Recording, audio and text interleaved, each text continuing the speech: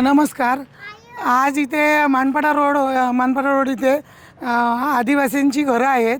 ती 80 ते 90 वर्ष झाली हे लोक इथे वास्तव्यास आहेत. यांच्याकडे सातबारा वगैरे सगळं आहे आणि 3 पिढ्या यांच्या इथे गेलेले आहेत.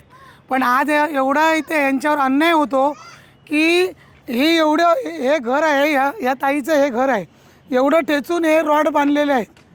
आणि आज जर इथे रॉड बांधून जर ह्यांना एवढा तुम्ही लोक त्रास देत असाल तर काय उपयोग आहे ना. आणि कशासाठी एवढा तुम्ही त्रास देत आहे. आज त्यांच्या बाजूने पूर्ण भारतीय जनता पार्टी पूर्ण यांना सपोर्ट करून यांच्या बाजूने ठामपणे उभा आहे. जर आदिवासी लोकांना जर त्रास झाला तर आम्ही गप्प बसणार नाही. वनिता नाव आहे माझा.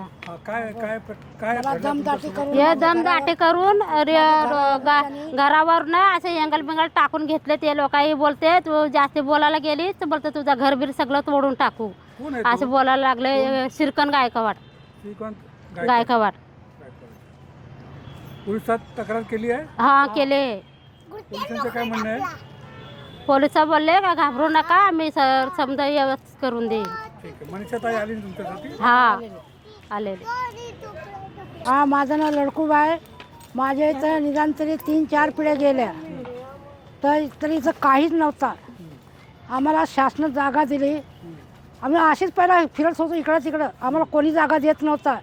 तर गावाला जुना सरपंच होता त्याने जागा आम्हाला दिली मिळवून. तर आम्ही ह्या जागेत राहायला लागलो. तर आमच्या समज का 10-15 पूर्वी वर्षात याने तर इटभरी टाकली.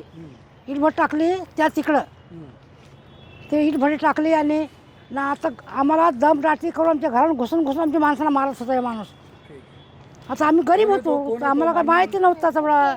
नाव काय त्याचं? शिरकन गायकवाड.